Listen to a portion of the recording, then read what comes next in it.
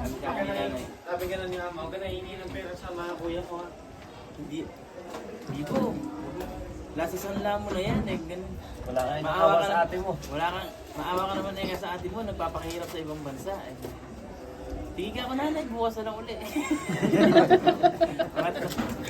Tapos pangatlong sanla na. Pangatlong sanla. Nagalit na galit. Hindi ko na ikatutubusin yung hindi mo cellphone na yan. Mahalay ka sarili mo, magtrabaho ka ng sarili mong pera. Eh, ganun. Galit na galit.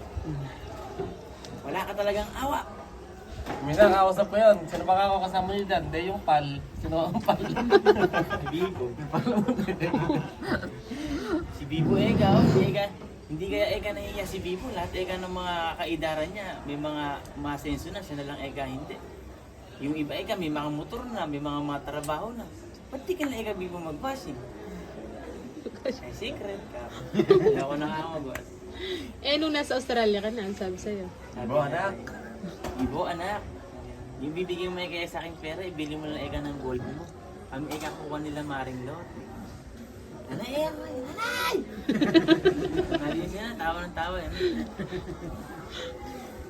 Yung Egang Garina yun, di naman Ega Honor.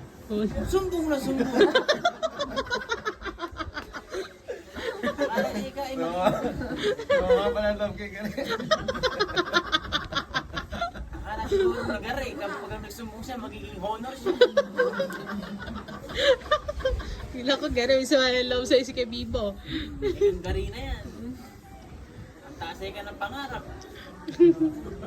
Sumbong naman ang sumbong. Itong pera to, kain na matamis. Di na nakikita yung nararamdaman ko.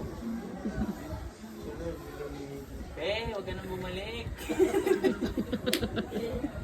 Ito sa ICU. Eh, pag umiinom ka, di ba pag umiinom ka, ano sinasabi sa'yo ni Tita Tess? Huwag mo kasi sinasabi ang shit. Sabi ko na shit. Sobra na yung Di ba mura. kita shit na shit yan? Magkakagulat. Na-shit si Shit Bibo. ka nga. Sabi niya, shit. Huwag mo ko sinashit. Sabihin na sa ate mo, huwag ka nang bigyan pera.